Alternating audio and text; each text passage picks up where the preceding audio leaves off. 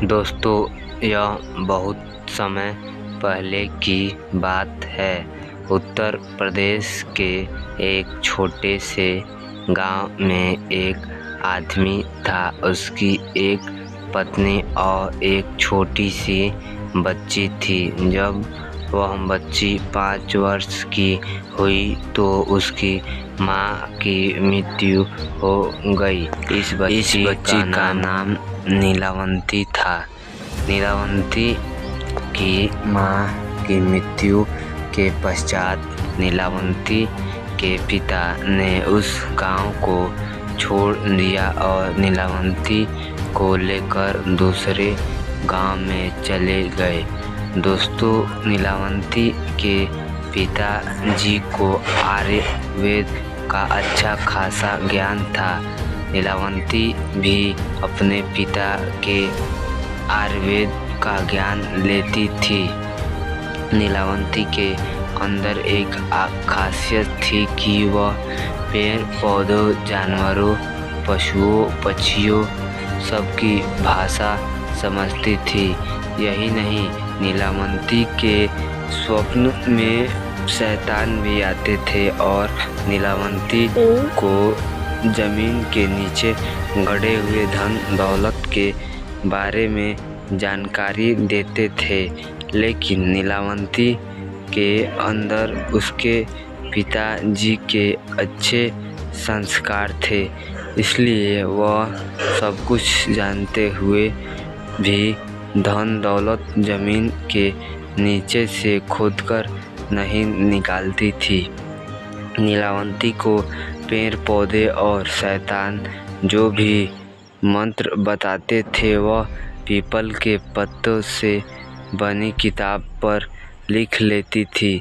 जब नीलावंती 20 से 22 वर्ष की हो गई तब जो भूत प्रेत नीलावंती के स्वप्न में आते थे वो हकीकत में सामने आने लगे। कुछ समय बाद नीलावंती को पता चलता है कि वह एक श्रापित यक्षिणी है, जो कि एक श्राप की वजह से इस दुनिया से बाहर नहीं निकल पा रही है। उसे अपनी दुनिया में जाने था। वह बस यह बात वो अपने पिताजी को बताती है। तब उसके पिताजी उससे कहते हैं कि बेटी, यदि तू इस दुनिया की नहीं है और किसी श्राप के कारण तू इस दुनिया में फंसी हुई है तो मैं तुझे नहीं रोकूंगा, अतः तू स्वेच्छा से यहाँ से जा सकती है। फिर नीलावंती उस गांव को छोड़कर जाने लगी कि रास्ते में उसे एक व्यापारी मिलता है। अतः नीलावंती उस व्यापारी से दूसरा गांव में जाने के लिए कहती है, क्योंकि नीलावंती को एक अच्छी आत्मा ने बताया था कि यहाँ से 35 मील दूरी पर तुम्हें एक गांव मिलेगा और उस गांव में तुम्हें एक बरगद का पेड़ मिलेगा। वहाँ से तुम अपनी दुनिया में जाने का रास्ता मिलेगा। इससे अलावा तुम्हें अपने रक्त के साथ साथ पशु पक्षियों की भी बलि देनी होगी। इसी को ध्यान में रखते हुए वह नीलावंती व्यापार से उस गांव के चलने के लिए कहती है और वह व्यापारी नीलावंती को देखकर मंत्रमुग्ध हो जाता है और कहता है कि तुम्हें उस गांव में छोड़ दूंगा, लेकिन बदले में तुम्हें मुझसे शादी करनी पड़ेगी। नीलावंती ने व्यापारी के सामने मुस्कुराते हुए कहा, ठीक है, मुझे मंजूर है, लेकिन मेरी एक शर्त है कि रात के समय मैं तुम्हारे साथ नहीं रहूँगी। मैं कहाँ जाती हूँ, क्या करती हूँ, इससे बारे में तुम मुझसे कुछ नहीं पूछोगे। व्यापारी ने कहा कि ठीक है, मुझे मंजूर है।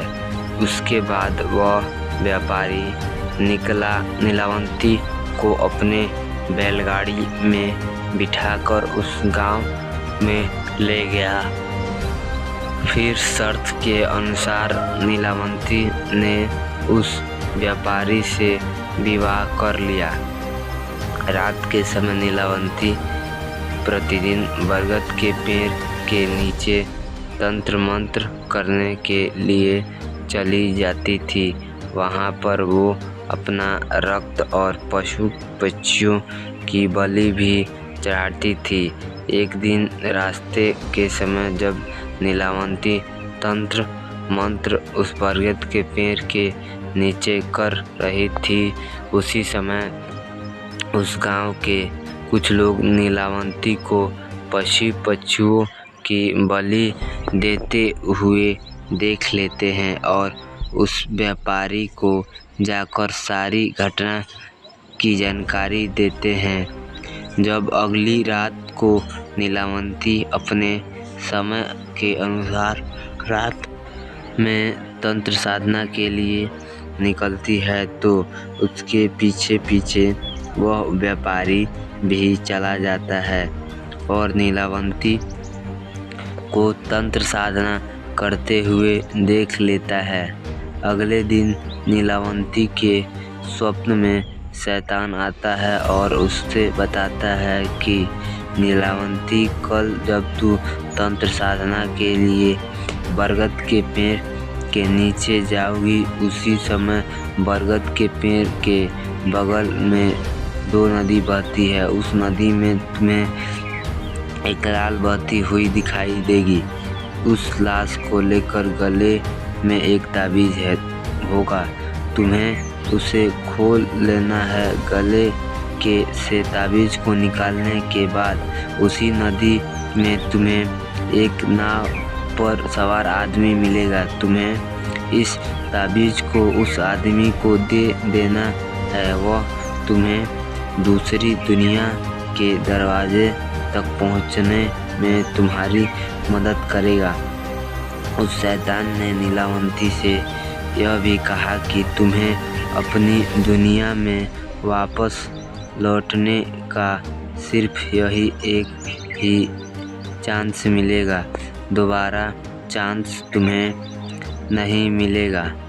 अगले दिन नीलावंती बहुत खुश हुई और रात से समय बरगद के पेड़ के नीचे चली गई। वह तंत्र साधना करके अपनी रक्त की तथा पशु की बलि दे ही रही थी कि उसे नदी के किनारे एक लाश बहती हुई दिखाई देती है। नीलावंती उस लाश के पास जाती है और उसे गले में बंधे हुए ताबीज को निकालने की कोशिश करती है। उस समय वहाँ पर वह व्यापारी भी आ गया। वह अपने असली शैतान रूप में आ गया था।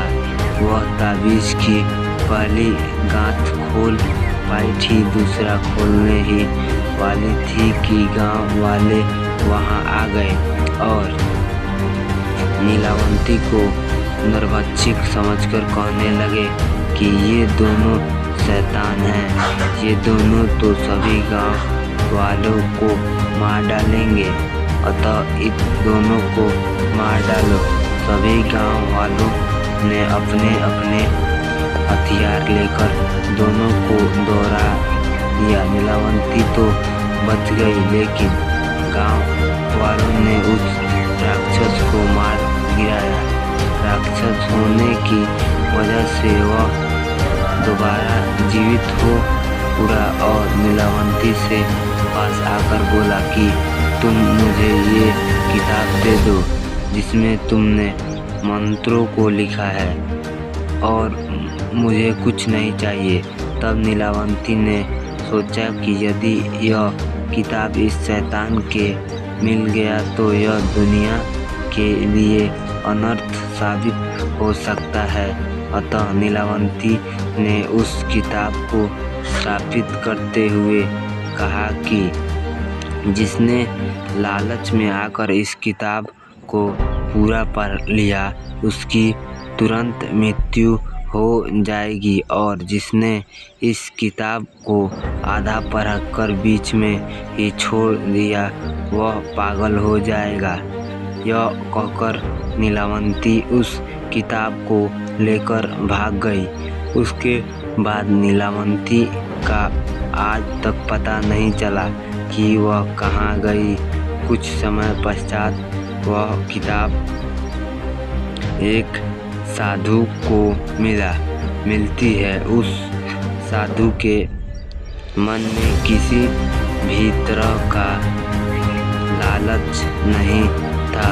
चूँकि वह किताब दूसरी भाषा में लिखी गई थी अतः उस साधु ने उसे सरलतम रूप में अनुवाद करके लिखा ताकि सबको समझ में आ